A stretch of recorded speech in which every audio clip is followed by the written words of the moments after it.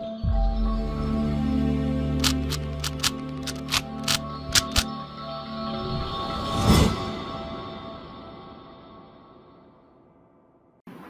Guys, welcome to विवा classes. आज हम आपके साथ डिस्कस करेंगे एनसीईआरटी एग्जाम्पलर चैप्टर 3 मैट्रिसेस के जितने भी एग्जाम्पलर के अंदर मल्टीपल चॉइस क्वेश्चंस है। बिकॉज बच्चों जो आपका टर्म 1 होने वाला है उसमें जो चैप्टर्स आएंगे, जो फर्स्ट पेपर है आपका, उसमें एमसीक्यूज का रोल बहुत ज़्यादा है। तो हम भी एनसीईआरटी एग्जाम्पलर, क्योंकि जैसे कि सीबीएसई ने जो रिकमेंडेड बुक्स दी हैं उसमें एनसीईआरटी और एनसीईआरटी एग्जाम्पलर ही है, तो ये तो हमें बहुत अच्छे तरीके से करनी है क्योंकि इनमें से ही ज़्यादा चांसेस हैं एग्जाम सेट होने के। तो ये दो तो पहले आपके पक्के अच्छे तरीके से होने चाहिए। तो साथ साथ एनसीईआरटी एग्जाम्पलर करेंगे और फिर एक्स्ट्रा बुक के एमसीक्यूज भी देखेंगे। तो फिलहाल हम देखते हैं इस चैप्टर के मल्टीपल चॉइस क्वेश्चन। तो मेरे साथ क्वेश्चन रीड करने के बाद जब आप क्वेश्चन रीड कर लेंगे तो वीडियो पॉज करिए और पहले खुद उसका आंसर देने की कोशिश करिए और फिर चेक करिए कि क्या एक्सप्लेनेशन है उसकी। तो चलिए, हमारे पास क्वेश्चन नंबर 1 है। ये मैट्रिक्स हमारे सामने है 004 040 400। आपसे पूछा गया है इन चारों में से इसका क्या आंसर है। Is it square matrix, is it diagonal matrix, is it unit matrix या नन ऑफ दीज। देखिए, सबसे पहले आपको सारी डेफिनेशन क्लियर होनी चाहिए। ठीक है, क्वेश्चन क्लियर है, आप पॉज करके अपना क्वेश्चन को ढूंढ सकते हैं। अब देखिए, स्क्वायर मैट्रिक्स क्या होती है? जिसके number of rose and column equal होते हैं। तो यहाँ पर अगर आप रोज देखेंगे तो 3 है, कॉलम भी 3 है। तो स्क्वायर मैट्रिक्स की बात तो ये वेरीफाई कर रहा है। बट कई बच्चे गलती से डायगोनल मैट्रिक्स भी सोचने लग जाते हैं, जो कि गलत है बच्चों, क्योंकि डायगोनल मैट्रिक्स में अगर एलिमेंट होते तो यहाँ पर 4 4 होता, तब वो डायगोनल मैट्रिक्स होता। बट इन रियल टर्म्स यहाँ पर 4 4 नहीं है। दैट मीन्स ये डायगोनल मैट्रिक्स नहीं है। What about unit matrix? Unit matrix आपके पास आइडेंटिटी मैट्रिक्स जिसे आप कह सकते हो, उसमें 1 0 0 0 1 0 0 0 1 होता है बच्चे, और वो भी यहाँ पर नहीं है। तो क्योंकि इनमें से एक ऑप्शन तो बिल्कुल वेरीफाइड हो रहा है, तो नन ऑफ दीज तो ऑप्शन हो ही नहीं सकता। यानी करेक्ट ऑप्शन हमारे पास क्या है? Square matrix. बिकॉज यहाँ नंबर ऑफ रोज जो है वो नंबर ऑफ कॉलम के इक्वल है। यानी हमारा जो आंसर हो गया यहाँ पर वो क्या हो गया? Option A. और मैं तो आपको यही सजेस्ट करूंगी कि आप रीजन भी दिया करो। रीजन क्या है? बिकॉज यहाँ पर number of rows is equal to number of column, that is why option A is correct. Clear? चलिए क्वेश्चन नंबर 2 देखते हैं। चलिए बच्चों, अब देखते हैं question number 2। Total number of possible matrices of order 3 with each entry 2 और 0 is. ऐसा सेम क्वेश्चन आपको एनसीईआरटी में भी देखने को मिलेगा। अब इसको करने का बेस्ट तरीका क्या है? क्योंकि उसने आपको कहा 3 ऑर्डर 3 की मैट्रिक्स है, राइट? यहाँ पर मैं फिलअप बना लेती हूँ 3 ऑर्डर 3 में। ये देखिए, ये फिलअप है मेरे पास। अब मुझे एक बात बताइए, ठीक है, 11th में आपने परमुटेशन कॉम्बिनेशन करा, उसे भी छोड़ो। आप एक बात बताओ, आपको क्लियर कहा गया है कि आपने जितनी भी मैट्रिक्स बनानी है उसमें एलिमेंट के तौर पे या तो आप 2 फिल करोगे या 0 फिल करोगे। तो आप मुझे बताओ, ये वाला जो ऑप्शन है, ये जो फिलअप है, इसे आप कितने ऑप्शन से फिल कर सकते हैं? कितनी ऑप्शन हो सकती है यहाँ पर? 2 ऑप्शन हो सकती है, या तो आप 0 पुट कर लोगे या 2 पुट कर लोगे, है ना? ऐसे ही सेम यहाँ पर भी कितनी ऑप्शन होंगी? 2 ऑप्शन होंगी। यहाँ पर भी कितनी ऑप्शन होंगी? 2 ऑप्शन होंगी। ऐसे अगर मान लो आपको कहता 2 0 और 5, 3 एंट्री दे देता, तो यहाँ पर कितनी ऑप्शन होती? 3 ऑप्शन होती। अगर ये बोलता 2 0 4 और 5 आ सकता है, तो 4 ऑप्शन होती। तो फिलहाल इस फिलअप को भरने के लिए जो फर्स्ट प्लेस है A11, मैं कितनी ऑप्शंस फिल कर सकती हूँ? या तो 0 या 2। 2 ऑप्शन 2 ऑप्शन 2 ऑप्शन, कितनी जगह 2 2 ऑप्शन आ गई। यानी आप ये देखो, 2 ऑप्शन फिल कर सकते हो, 2 ऑप्शन फिल कर सकते हो, तो 2 इंटू 2 इंटू 2, कितनी बार आपने 2 इंटू करना है? 2 की पावर 9। यानी आंसर आ गया आपके पास 512 ऐसी मैट्रिसेस बन सकती हैं बच्चों। यानी ये क्या कह रहा है कि जैसे फॉर एग्जांपल अगर मैं आपको कहूँ 2 और 0 का इस्तेमाल कर 3 ऑर्डर 3 मैट्रिक्स बनाओ, तो एक तो 0 मैट्रिक्स बन जाएगी, है ना? और एक ऐसा हो सकता है कि मैं यहाँ पर सारे 2 फिल कर दूं, या फिर ऐसा हो सकता है 2 2 0। मतलब ऐसे मुझे यूज क्या एलिमेंट करने हैं? सिर्फ 2 और 0। तो आपके पास शॉर्टकट तरीका भी है कि जितनी भी एंट्रीज दे रखी हूँ, नंबर ऑफ एंट्रीज आपको दे रखी हूँ, उसको बेस में लिखो और जो भी ऑर्डर का मल्टीप्लीकेशन है वो पावर चढ़ा दो, आपको पता चल जाएगा कितनी मैट्रिक्स बनेगी। यानी ऑप्शन आपके पास 512 करेक्ट है। अगर आपको लॉजिक समझना है बच्चों, तो आप 3 ऑर्डर 3 मैट्रिक्स बनाओ जितनी भी एंट्री ऑप्शन में है। तो यहाँ पर आप क्या फिल कर सकते हो? या तो 2 या 0। यानी ऑप्शन कितनी है? 2। यहाँ पर भी ऑप्शन कितनी है? 2। यहाँ पर भी ऑप्शन कितनी है? 2। ये भी फिल करना है, ये भी फिल करना है, ये भी जब भी आता है ना ये भी करना है, ये भी करना है, तो इंटू होता है। तो 2 कितनी बार इंटू होगा? 1 2 3 4 5 6 7 8 9 बार। और इस चीज को आप कैसे लिख सकते हो? 2 की पावर 9 विच इज 512। तो हमारा करेक्ट आंसर क्या हो गया यहाँ पर? 512, राइट। चलिए देखते हैं क्वेश्चन नंबर 3। क्वेश्चन नंबर 3 में आपको दो मैट्रिक्स इक्वल दे रखी हैं और आपसे कहा है कि x प्लस वाई की वैल्यू निकालिए। ध्यान दीजिएगा, x और y नहीं पूछा, x प्लस वाई की वैल्यू पूछी है। चलिए देखिए, दो मैट्रिक्स अगर इक्वल हैं तो हमें ये बात बहुत अच्छी तरीके से पता है कि जो a11 होगा ये a11 के इक्वल होगा, यानी 2x plus Y should be equal to 7। ऐसा हो ही नहीं सकता कि दो मैट्रिक्स इक्वल है उसका पहला एलिमेंट सेम ना हो, दूसरा एलिमेंट भी सेम होगा। यानी 4x should be equal to 7y minus 13। Same 5x minus 7 is equal to y, और same 4x equal to x plus 6, right. अब देखिए इसमें से सबसे आसान वाली ये वाली है, क्योंकि यहाँ से डायरेक्ट x निकल रहा है, क्योंकि इसमें भी y और x है, इसमें भी y और x है, इसमें भी y, इसमें प्योरली x है। तो x को यहाँ ले जाओ, 4x माइनस x कितना आ गया? 3x। नाउ x की वैल्यू कितनी आ गई बच्चों आपके पास? 2। अब x की वैल्यू किसी भी इक्वेशन में देखिए, इसमें पुट कर दो, इसमें कहीं भी पुट कर दो, y की वैल्यू निकाल दो। तो मैं इसमें पुट कर रही हूँ, तो देखिए यहाँ पर अगर आप पुट करते हैं 5 2 10 माइनस 7, तो ये आपके पास कितनी निकल गई? y की वैल्यू 3 निकल गई। और हमसे क्या पूछा गया था? x प्लस वाई का आंसर विच इज 5, यानी ऑप्शन बी इज करेक्ट। तो ये जितने भी ऑब्जेक्टिव टाइप क्वेश्चन है एग्जाम्पलर में चैप्टर वाइज हम पूरा कंप्लीट करेंगे टर्म 1 का पूरा, उसके बाद हम एक्स्ट्रा क्वेश्चंस भी लाएंगे आपके पास, क्योंकि सबसे पहले एनसीईआरटी एग्जाम्पल सेकंड नंबर पे एंड थर्ड नंबर पे कोई भी बुक हम लोग जरूर रेफर करेंगे ताकि आपको ज्यादा से ज्यादा एमसीक्यूज प्रिपेयर करा सके। तो चलिए बच्चों नेक्स्ट क्वेश्चन की तरफ बढ़ते हैं। चलिए बच्चों क्वेश्चन नंबर 4 है हमारे पास। ए मैट्रिक्स हमें दे रखी है 1/पाई और कुछ इस तरीके से दिखने में काफी कॉम्प्लिकेटेड लग रही है, बट घबराइएगा नहीं।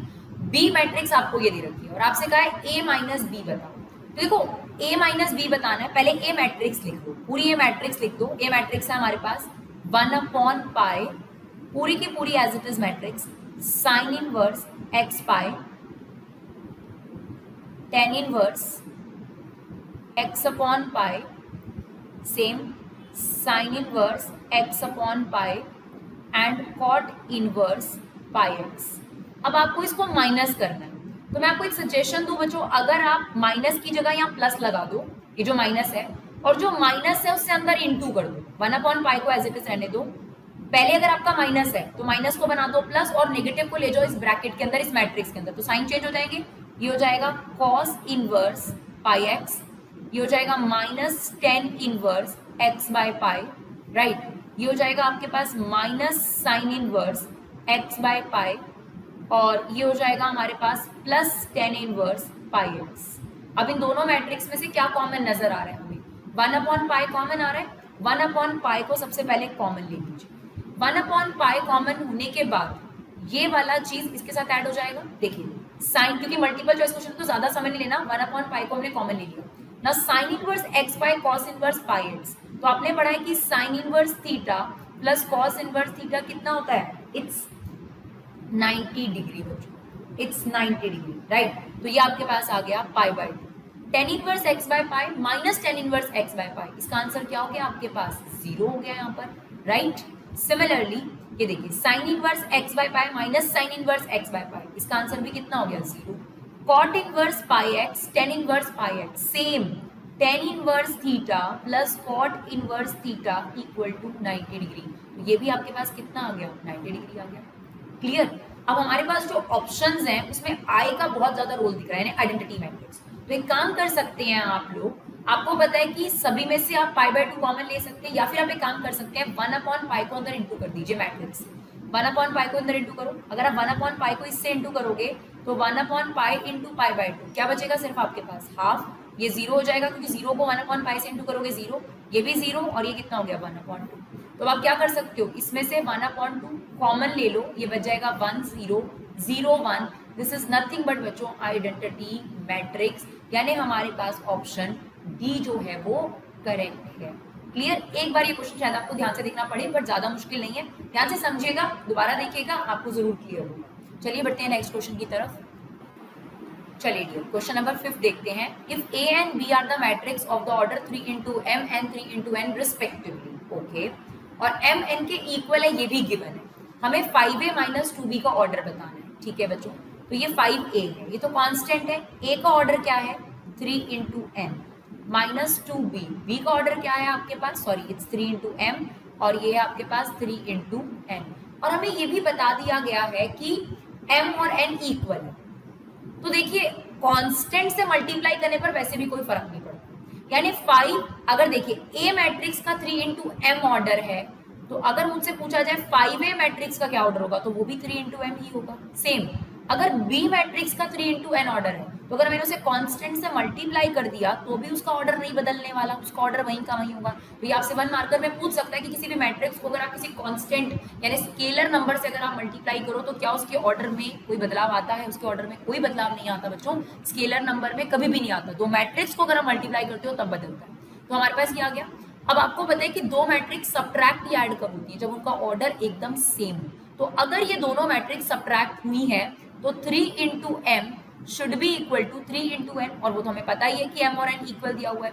तो अब आपको क्या बताना था कि जो माइनस होकर मैट्रिक्स आई है उसका ऑर्डर क्या है, जो भी रिजल्टेड मैट्रिक्स थी, फॉर एग्जाम्पल डी मैट्रिक्स, तो या तो उसका ऑर्डर 3 इंटू एम हो सकता है या 3 इंटू एन, दोनों में से कुछ भी हो सकता है, बिकॉज एम और एन क्या है आपस में इक्वल है। तो इसमें से ऑप्शन देखो 3 into M, no, M into 3 is not, you know, पहले 3 ही आएगा, 3 into 3 no, M into N no, 3 into N, ये देखिए आपको ऑप्शन क्लियर था, 3 इंटू एन या 3 इंटू एम में से कोई भी ऑप्शन आपका हो सकता था, तो ऑप्शन डी इज करेक्ट। चलिए क्वेश्चन नंबर 6 की बात करते हैं। तो चलिए एग्जाम्पल क्वेश्चन नंबर 6। और देखिए बेटा ऐसा जरूरी नहीं है कि आप लोग सोच रहे हो कि एमसीक्यूज आएंगे तो बहुत ही ज्यादा डिफिकल्ट आएंगे, तो आप पहले डिफिकल्ट ट्राई करने चले जाते हैं। पहले सिंपल करो। पहले मैं बार बार आपको यही बोलूंगी कि एनसीईआरटी के एमसीक्यूज आप इग्नोर करते हो, वो सबसे बड़ी गलती करते हो। तो पहले एनसीईआरटी के एग्जाम जो एमसीक्यूज हैं वो अच्छे से करो, एनसीईआरटी एग्जाम्पलर करो। जब ये खत्म हो जाए फिर करना एक्स्ट्रा बुक्स में से, डेफिनेटली करना अगर आपको प्रैक्टिस करनी है। तो चलिए यहाँ पर आपको दे रखा है ए मैट्रिक्स या और ए स्क्वायर मैट्रिक्स निकालनी है। तो ऐसा कोई शॉर्ट फॉर्म तो है नहीं कि हम स्क्वायर कर देंगे, स्क्वायर नहीं होता। यहाँ पर अगर आपको ए स्क्वायर निकालना है तो ए मैट्रिक्स को ए से मल्टीप्लाई करना पड़ेगा। तो चलिए मल्टीप्लाई करके देख लेते हैं क्या आ जाएगा। देखिए वैसे तो आप इसको गलती से आइडेंटिटी मैट्रिक्स समझ जाएंगे, वो बड़ी चालाकी कर रहा है, ये आइडेंटिटी मैट्रिक्स नहीं है बच्चों। आइडेंटिटी मैट्रिक्स में क्या होता है, इट्स 1 0 0 1। तो बच्चों को लगता है आइडेंटिटी को आइडेंटिटी से करेंगे तो आइडेंटिटी मैट्रिक्स आएगी, बट ये आइडेंटिटी मैट्रिक्स नहीं गिवन, इट्स 0 1 1 0 0 1 1 0। तो चलो मल्टीप्लाई करते हैं। देखिए कैसे मल्टीप्लाई करते हैं, इस रो को इस कॉलम से मल्टीप्लाई करते हैं, राइट। तो चलिए मल्टीप्लाई करते हैं। 0 को 0 से करेंगे 0, और 1 को 1 से करा 1, तो 0 प्लस 1 कितना हो गया बच्चों 1। सिमिलरली अब हम फर्स्ट रो को इससे करेंगे, तो 0 इंटू 1 0, 1 इंटू 0 0, और 0 प्लस 0 0 ही आ गया। फिर इस वाली रो को इससे करोगे तो 1 into 0 that is 0, 0 into 1 it's 0, यानी फाइनल आंसर इज 0। ना इस वाले को इससे करो, 1 को 1 से करोगे 1, 0 को 0 से करोगे 1, तो ये क्या हुआ आपके पास, क्या निकल कर आ गई, आइडेंटिटी मैट्रिक्स, यानी हमारा आंसर आ गया डी। क्लियर। चलिए बढ़ते हैं नेक्स्ट क्वेश्चन की तरफ। चलिए देखिए क्वेश्चन नंबर 7 भी काफी अच्छा है, सिंपल है और अच्छा भी है। इसने का एक मैट्रिक्स है 2 ऑर्डर 2 की। जब भी कोई ऐसे कोई मैट्रिक्स बोलता है ना, तो पहले मैं अपने आप से एक मैट्रिक्स बना लेती हूँ, 2 ऑर्डर 2 की है। तो यहाँ पर लिख लेते हैं A11 एलिमेंट चाहिए, A12 चाहिए, A21 चाहिए और A22 चाहिए। अब उसने आगे क्या लिखा, उसने लिखा कि AIJ की एंट्री का आंसर, यानी वो पहले ही बता रहा है कि एलिमेंट का आंसर 1 होगा अगर I और J इक्वल नहीं है। तो देखिए यहाँ पर I क्या है 1 और J क्या है 2, यानी I और J इक्वल नहीं है, तो यहाँ पर आपका पुट हो जाएगा 1। सेम यहाँ पर I और J 1 नहीं है, तो A21 का आंसर भी कितना हो जाएगा 1। और उसने बोला अगर I और J इक्वल है जहां पर, वहां पर एलिमेंट का आंसर है 0, ठीक है ना। तो अब देखो यहाँ 1 1 यानी I और J इक्वल है, तो यहाँ पर एलिमेंट का आंसर कितना हो जाएगा 0। यहाँ पर देखो ये दोनों सेम है, तो यहाँ पर एलिमेंट का आंसर कितना हो जाएगा 0। तो इसका मतलब ये कौन सी मैट्रिक्स आपको नजर आ रही है, सॉरी हमें क्या बताना है, ए स्क्वायर का आंसर क्या होगा। तो ये हमारे पास ए मैट्रिक्स आ गई। अब हमें क्या करना है, ए स्क्वायर निकालना है। ए को ए से इंटू करेंगे, तो अगर आपको याद हो अब भी हमने पीछे इस क्वेश्चन को करके देखा है, 0 1 1 0, इसी को दोबारा मल्टीप्लाई कर लेते हैं किससे, 0 1 1 0। तो चलिए मल्टीप्लाई करें फर्स्ट रो को फर्स्ट कॉलम से, 0 को 0 से करेंगे, 1 को 1 से करेंगे, यहाँ पर आ जाएगा 1। 0 को 1 से करेंगे 0, 1 को 0 से करेंगे तो ये आ गया 0। सेम इस रो को इस कॉलम से करोगे तो ये भी 0 आ रहा है, और इस कॉलम को इस सेकंड रो को सेकंड कॉलम से करोगे तो आंसर आ रहा है आपके पास 1, that is nothing but identity matrix. तो बहुत अच्छा क्वेश्चन था। इसने कहा कि सबसे पहले 2 ऑर्डर 2 की मैट्रिक्स, तो हमने A11, A12, A22, A21 open कर दिया, राइट। फिर उसने हमें कहा कि एलिमेंट का आंसर 1 है फिक्स, अगर I और J इक्वल नहीं है। तो इसमें I और J इक्वल नहीं था, इसमें नहीं था, तो मैंने यहाँ 1 पुट कर दिया, ठीक है। फिर उसने मुझे बोला जिसमें I और J इक्वल है वहाँ एलिमेंट का आंसर 0, तो इसमें और इसमें I J इक्वल थे, वहाँ पे मैंने पुट कर दिया 0। फिर उसने A मैट्रिक्स निकालने के बाद आपसे पूछा कि A स्क्वायर का क्या आंसर होगा, तो हमने फिर A को A मैट्रिक्स से इंटू करा और देखा कि हमारे पास क्या आ गई, आइडेंटिटी मैट्रिक्स। चलिए अब क्वेश्चन नंबर 8 देखिए। 8 में आपको कहता है ये मैट्रिक्स गिवन है, बताओ कि आइडेंटिटी मैट्रिक्स है। आइडेंटिटी मैट्रिक्स तो बिल्कुल भी नहीं है, आइडेंटिटी मैट्रिक्स में यहाँ पर क्या होना चाहिए था, 1 1 1, तो आइडेंटिटी मैट्रिक्स तो ये कतई नहीं। सिमेट्रिक मैट्रिक्स के लिए क्या चेक करना पड़ता है बच्चों की, इसका ट्रांसपोज करके चेक करो एक बार, अगर इसका ट्रांसपोज यही आ जाएगा तो yes this is symmetric, otherwise not. तो चलो चेक करते हैं कैसे करते हैं। ये जो फर्स्ट रो है इसको फर्स्ट कॉलम बना दो, ये जो सेकंड रो है इसको सेकंड कॉलम बना दो, और जो थर्ड रो है इसको थर्ड कॉलम बना दो। तो अगर आप देख रहे हो तो जैसी मैट्रिक्स थी ट्रांसपोज करने के बाद वैसी ही आ गई, और अगर ऐसा होता है तो ये किस केस में होता है, इट्स अ सिमेट्रिक मैट्रिक्स, यानी जो हमारा आंसर है यहाँ पर फॉर श्योर क्या मिल गया हमें, सिमेट्रिक मैट्रिक्स। क्लियर है यहाँ तक? चलिए आगे देखते हैं फटाफट से। चलिए क्वेश्चन नंबर 9 देखते हैं। क्वेश्चन नंबर 9 में हमें ये मैट्रिक्स दे रखे हैं और हमें बताना है ये डायगोनल सिमेट्रिक या स्क्यू सिमेट्रिक। देखिए डायगोनल तो ये बिल्कुल नहीं है, क्योंकि डायगोनल मैट्रिक्स में डायगोनल में ही एलिमेंट होने चाहिए, बाकी सारे एलिमेंट 0 होना चाहिए, जबकि इसके डायगोनल में 0 है, बाकी सब नॉन जीरोज है, तो ये डायगोनल मैट्रिक्स तो बिल्कुल नहीं है। सिमेट्रिक चेक करने के लिए क्या करना पड़ेगा, इसका ट्रांसपोज लेना पड़ेगा। तो चलिए इसका ट्रांसपोज ले लेते हैं। क्या होगा, जो फर्स्ट रो है वो फर्स्ट कॉलम में बदल जाएगी, सिमिलरली जो सेकंड रो है वो सेकंड कॉलम में बदल जाएगी, और जो थर्ड रो है वो थर्ड कॉलम में बदल जाएगी। तो ऐसा देखने को तो नहीं लग रहा कि जैसा सेम था वैसा तो नहीं आई है, उसका मतलब सिमेट्रिक तो ये कतई नहीं है। हाँ, मुझे जो यहाँ पर गौर करने पर लग रहा है कि साइन चेंज हो गए हैं बच्चों, अगर आप ध्यान से देखोगे तो यहाँ पर अगर हम माइनस कॉमन लेंगे, 0 तो खैर पॉजिटिव नेगेटिव कुछ नहीं होता इसलिए 0, इसके साइन बदल जाएंगे, हो जाएगा -5, ये हो जाएगा 8, ये हो जाएगा 5 0, ये हो जाएगा +12, ये हो जाएगा -8, ये हो जाएगा -12, ये 0। नाउ अब आप कह सकते हो कि ये माइनस को अगर हम बाहर ले लें तो ये ए मैट्रिक्स वापस आ गई। तो जब कभी भी ऐसा होता है कि ए ट्रांसपोज -1 के इक्वल आता है तो कौन सी मैट्रिक्स होती है आपके पास, स्क्यू सिमेट्रिक मैट्रिक्स, यानी यहाँ पर हमारा आंसर कितना आ गया, स्क्यू सिमेट्रिक मैट्रिक्स, राइट। चलिए क्वेश्चन नंबर 10 की तरफ बढ़ते हैं। क्वेश्चन नंबर 10 भी काफी अच्छा है, छोटा सा क्वेश्चन है बट अच्छा और बढ़िया क्वेश्चन है। ए एक मैट्रिक्स है बच्चों, हमें कह रहा है कि आपके पास उसका ऑर्डर है m × n, ठीक है। ए मैट्रिक्स का ऑर्डर है m × n, बी मैट्रिक्स का ऑर्डर यहाँ पर दिया ही नहीं हुआ। मान लेते हैं कि उसका ऑर्डर आपके पास है a × b, थोड़ी देर के लिए मान लेते हैं कि बी मैट्रिक्स का ऑर्डर क्या है, a × b, या a × b ना लें क्योंकि हम a × b already capital letters में ले रहे हैं, तो कुछ भी और ले लेते हैं, मान लेते हैं u × b ले लेते हैं, ठीक है। अब ये कह रहा है कि a b ट्रांसपोज भी पॉसिबल हो पाया था और b ट्रांसपोज × a भी पॉसिबल हो पाया था। अगर ऐसा हो पाया था तो क्या रहा होगा, इसी से रिजल्ट मिलेगा। पहले तो एक काम करो, दोनों में ही b ट्रांसपोज यूज कर रखा है, तो अगर a मैट्रिक्स का ये ऑर्डर है, b मैट्रिक्स का ये ऑर्डर है, तो b ट्रांसपोज का ऑर्डर क्या होगा, ऑब्वियसली v × u, क्योंकि ट्रांसपोज में क्या होता है, जितनी रोज होती है वो कॉलम बदल जाती है और कॉलम जो होते हैं वो रोज हो जाते हैं, तो b ट्रांसपोज का ऑर्डर ये हो गया।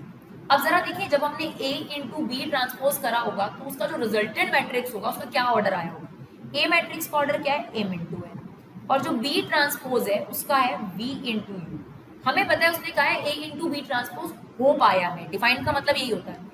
और इनटू में यानी मल्टीप्लिकेशन में जब मैट्रिक्स मल्टीप्लिकेशन देखते हैं तो ये जरूर देख करा जाता है क्या ये अंदर वाले दोनों सेम है, और ये कह रहा है कि ये दोनों मल्टीप्लाई हुए थे, इसका मतलब n should be equal to v, और जब a × b ट्रांसपोज मल्टीप्लाई होकर आया होगा तो m × u ऑर्डर रहा होगा। क्लियर, दो चीजें हमें पता चल गई, एक तो n v के इक्वल जरूर रहा होगा और m × u ऑर्डर उसका रहा होगा। फिर उसने दूसरी चीज हमें कही b ट्रांसपोज × a भी डिफाइन था। अच्छा, b ट्रांसपोज का ऑर्डर क्या है आपके पास, ये है v × u, और a मैट्रिक्स का ऑर्डर है m × n। तो इस अकॉर्डिंग तो इनटू यानी दो मैट्रिक्स का प्रोडक्ट तभी हुआ होगा जब u किसके इक्वल रहा होगा, m के, तो u = m, और जो ये मैट्रिक्स मल्टीप्लाई होकर आई होगी इसका ऑर्डर रहा होगा v × n। You got a point, जो मल्टीप्लाई होकर ऑर्डर आता है वो ये होता है, और ये दोनों का इक्वल होना जरूरी। तो अगर ये दोनों इंटू हुए थे तो n इक्वल टू v होना चाहिए, और अगर ये दोनों इनटू हुए थे तो u इंटू m होना चाहिए। इसका मतलब मुझे b मैट्रिक्स का ऑर्डर क्लियर हो गया। u की वैल्यू कितनी है m और v की वैल्यू कितनी है n। मुझसे यही तो पूछा था बी मैट्रिक्स का ऑर्डर बता दो, तो कौन सा ऑप्शन है यहाँ पर m इंटू n। क्लियर। चलिए नेक्स्ट क्वेश्चन देखते हैं। चलिए क्वेश्चन नंबर 11 चेक करते हैं। If a and b are same order matrix, ठीक है, हमें इस मैट्रिक्स के बारे में बताना है कि ये स्क्यू सिमेट्रिक होगी, नल होगी या सिमेट्रिक होगी। जब इस तरीके का क्वेश्चन दिया होता है जनरली सिमेट्रिक या स्क्यू सिमेट्रिक के ही चांसेस होते हैं बच्चों। और अगर हमें चेक करना है किसी भी पर्टिकुलर मैट्रिक्स को कि वो सिमेट्रिक है या स्क्यू सिमेट्रिक है, ये जो पूरा आंसर है आपके पास, इसका आपको ट्रांसपोज लेना पड़ेगा, तभी आपको पता चलेगा। अगर यही सेम आंसर डिनोमिनेटर वाला आ जाएगा, सेम जो बेस वाला है, सॉरी नॉट डिनोमिनेटर, ये जो बेस में लिखा है, अगर यही आ जाएगा तो सिमेट्रिक, और अगर माइनस कॉमन आ गया तो स्क्यू सिमेट्रिक। तो चलिए चेक करते हैं। इससे पहले आपको पता है कि यहाँ पर आपको आइडेंटिटी लगानी पड़ेगी। a माइनस बी होल का ट्रांसपोज क्या होता है, a ट्रांसपोज अलग और b ट्रांसपोज अलग। तो यहाँ पर ये a है, ये b है, तो दोनों पे अलग अलग ट्रांसपोज लगा देते हैं। ये a का मैंने होल ट्रांसपोज कर दिया, ये मेरे लिए b है। या आप इसको c और d की फॉर्म में भी ले सकते हैं ना, समझने में आसानी हो जाएगी। तो this is c, this is d, c transpose, और अब मैं कर रही हूँ d ट्रांसपोज। फिर आपके पास मल्टीप्लीकेशन में आता है, सी डी का ट्रांसपोज क्या होता है, D transpose into C transpose, same here. तो यहाँ पर ये वाली चीज पहले आ जाएगी, बी ट्रांसपोज का ट्रांसपोज और ए ट्रांसपोज, सेम इसमें भी ऐसे ही होगा। ये जो भी चीज है इसका ट्रांसपोज तो हमें लगाना ही लगाना है, और फिर बी ट्रांसपोज, राइट। किसी भी मैट्रिक्स का अगर आप ट्रांसपोज लेते हैं तो वही वापस मैट्रिक्स आ जाती है, और ये तो ए ट्रांसपोज है ही। ए ट्रांसपोज का ट्रांसपोज लोगे तो वापस ये मैट्रिक्स आ जाएगी, और दैट इज दिस वन। तो अगर आप ध्यान से देखेंगे तो ये वाली चीज नहीं आई आपके पास, बल्कि साइन चेंज हो गए हैं। तो आपको माइनस कॉमन लेना पड़ेगा, कॉमन लेने से ये पॉजिटिव हो गया और ये नेगेटिव हो गया। इसका मतलब ये है बच्चों कि अगर आपके पास इस चीज का ट्रांसपोज, ये जो भी चीज है एक्स, और अगर इसका ट्रांसपोज हमने लिया और माइनस एक्स के इक्वल आया, इसका मतलब ये आपके पास स्क्यू सिमेट्रिक मैट्रिक्स है, राइट। चलिए क्वेश्चन नंबर 12 देखते हैं। क्वेश्चन नंबर 12 में कहता है ए इज अ स्क्वायर मैट्रिक्स, और हमें ये भी दे रखा है कि ए स्क्वायर जो है वो आई मैट्रिक्स के इक्वल है। ओके, हमें इसकी वैल्यू निकालनी है बच्चों। क्या है आपके पास, a minus I whole cube, A plus I whole cube minus 7 है। चलिए हमें यहाँ पे आइडेंटिटी ओपन करनी पड़ेगी, कोई चारा नहीं हमारे पास। ए माइनस बी के होल क्यूब, क्या आइडेंटिटी होती है, a cube minus b cube minus 3a square b plus 3a b square. Same यहाँ पे प्लस वाली होगी तो ये सारे प्लस के हो जाएंगे आपके पास, that is a cube plus i cube. Same यही चीज आ जाएगी, बस प्लस में आ जाएगी बच्चों, सेम यही चीज, माइनस 7। अब देखिए ए क्यूब अभी रोक देते हैं, वैसे आप ए क्यूब को क्या लिख सकते हैं, that is a square into a लिख सकते हैं, बिल्कुल। आई क्या होता है बच्चों, आइडेंटिटी मैट्रिक्स। आइडेंटिटी मैट्रिक्स को अगर आप 3 बार भी इंटू करोगे तो रिजल्ट आइडेंटिटी मैट्रिक्स ही होगा, यानी यहाँ पर आपके पास क्या आ गया, आई आ गया। Now this is a square, हमें पता है ए स्क्वायर किसके इक्वल है, आइडेंटिटी के, तो इसकी जगह हम क्या लिख सकते हैं, आई। अब आइडेंटिटी को आइडेंटिटी से इंटू करेंगे तो रिजल्ट क्या आएगा, आइडेंटिटी मैट्रिक्स आएगी, plus 3a। Same identity matrix का जब आप स्क्वायर करोगे, यानी आइडेंटिटी मैट्रिक्स को आइडेंटिटी से, इट्स लाइक अ 1, तो आपके पास 1 ही आएगा ना, यानी आइडेंटिटी आएगा ना। और जब यहाँ पर ए मैट्रिक्स चल रही है, उसको जब आप आइडेंटिटी मैट्रिक्स से इंटू करोगे ए मैट्रिक्स आ जाएगी। क्लियर। सेम यहाँ पे इसको लिख दो, ए स्क्वायर इंटू ए, एक आई क्यूब। वैसे तो ये कट ही सकता था आपके पास, ये इसको काट दीजिए, तो इसमें ज़्यादा टेंशन लेने की जरूरत ही नहीं है। ये वाला पोर्शन भी हमारा कट गया, तो हमें तो बल्कि सिंप्लीफाई कर लेना चाहिए था पहले, और फिर बचे हुए चीज़ पर ही आंसर करना चाहिए था। ठीक है, तो एक काम करते हैं, पहले डबल कर लेते हैं। ए क्यूब और ए क्यूब कितना हो गया बच्चों आप लोगों के पास, 2a, और ये भी आपके पास डबल हो गई चीज़, ये आपके पास हो गई 6a। आई का स्क्वायर तो आई ही हुआ ना, माइनस 7। नाउ ए क्यूब को हम क्या लिख सकते हैं, ए स्क्वायर इंटू ए, और ए इंटू आई ए ही होता है बच्चों, क्योंकि identity matrix is a 1 matrix, उसको हम ए मैट्रिक्स इंटू करेंगे तो ए आ जाएगा, इंटू 7। नाउ ए स्क्वायर किसके इक्वल है, आई के इक्वल है, हमने यहाँ लिख दिया आई इंटू ए। अब 6 में से 7a गया, कितना बचेगा आपके पास, माइनस ए बच गया। अब आइडेंटिटी मैट्रिक्स को अगर आप ए मैट्रिक्स से इंटू करोगे तो ए मैट्रिक्स ही आएगी ना, और फिर उसमें से हमें ये माइनस करना है, तो हमारा आंसर कितना आ गया finally, A matrix, that means option A is correct, right. चलिए लास्ट क्वेश्चन देखते हैं इस वीडियो का, क्योंकि इसमें इतने ही क्वेश्चन थे, वही हम सारे के सारे एग्जाम्पलर वाले कवर कर रहे हैं बच्चे आप लोगों के साथ। तो साथ साथ आप चैप्टर करते जाइए और एमसीक्यूज भी करते जाइए, आपका काम साथ साथ होता जाएगा। तो चलिए क्वेश्चन नंबर 13 देखते हैं। For any two matrix A and B. उसने कहा कोई भी अगर मान लीजिए ए और बी दो मैट्रिक्स है तो इसमें से कौन सा सही है? क्या हमेशा ए इंटू बी इंटू ए के इक्वल होता है? बिल्कुल नहीं। क्या ऐसा हमेशा होता है कि ए बी ए के इक्वल? कभी भी नहीं होता। तो ना तो ये पूरे तरीके से सच है ऑलवेज, यानी 100% ये सच नहीं है, कभी कभी नॉट इक्वल भी आ जाते हैं और कभी कभी इक्वल भी आ जाते हैं, तो ये भी 100% ट्रूथ नहीं है। और ये भी कहना कि हमेशा ए इंटू बी जीरो मैट्रिक्स होता है, ये भी बिल्कुल गलत है, तो बिल्कुल ही गलत है। तो इनमें से कोई भी ऑप्शन पूरे तरीके से दो मैट्रिक्स के लिए सच नहीं है, तो इसका मतलब ऑप्शन कौन सा हो गया आपके पास? None of these. तो आई होप डियर आपके लिए ये वीडियो यूजफुल रहा हो। अगर आपको सच में इस तरीके की वीडियोस और चाहिए, यानी एनसीईआरटी एग्जाम्पलर के एमसीक्यूज पर अगर आपको वीडियोस चाहिए, तो प्लीज़ हमें कमेंट बॉक्स में आके बताइए कि मैम इस चैप्टर पर पहले आप जो है एनसीईआरटी एग्जाम्पलर की वीडियो लेकर आइए, और हम सबसे पहले डियर एमसीक्यूज कवर करेंगे, बिकॉज अब जितने भी एग्जाम होने वाले हैं वो एमसीक्यू बेस्ड होने वाले हैं। तो अभी फिलहाल हम एमसीक्यू कवर करेंगे, बट इसके अलावा जैसे ही हमें टाइम मिलेगा फटाफट से एनसीईआरटी एग्जाम्पलर के बाकी क्वेश्चन भी आपके लिए ज़रूर लेकर आएंगे। तो अगर आपके लिए वीडियो यूजफुल रहा हो तो प्लीज़ अपना कीमती समय निकालकर एक शेयर ज़रूर करिएगा। आपकी तरफ से ये हमारे लिए बहुत बड़ा सपोर्ट होगा, और मुझे पूरी उम्मीद है कि मेरी विभा फैमिली मुझे ज़रूर सपोर्ट करेगी। Thank you so much guys for love and support. Keep supporting Vibha.